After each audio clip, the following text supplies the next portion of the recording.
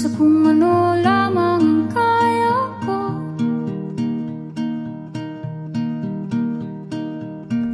Bigang-biga na sa mga problemang di masolusyonan agad. Parang wala nang bukas. Pwede bang umiwas? Hinahanap ang sarili, ngunit di nakakayanan sa ligaw na dinadaanan ko. Saan na to patungo?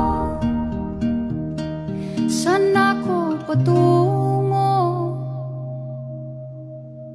Dahan-dahan nating simulan muli ang paghakbang. Dahan-dahan tumingin sa salamin upang makita ang ating kagandahan. Dahan-dahan iangat ang mukha upang masilayan ang payapang kalangitan. Oo, pagod ka na,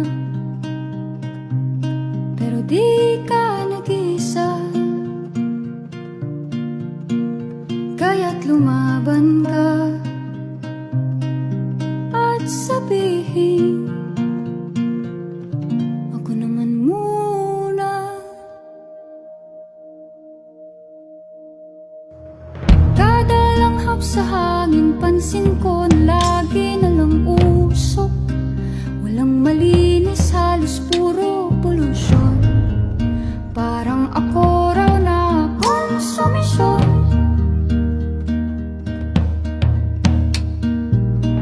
Gulong-gulo ang isip, san ba lulugar kapag nagkamali?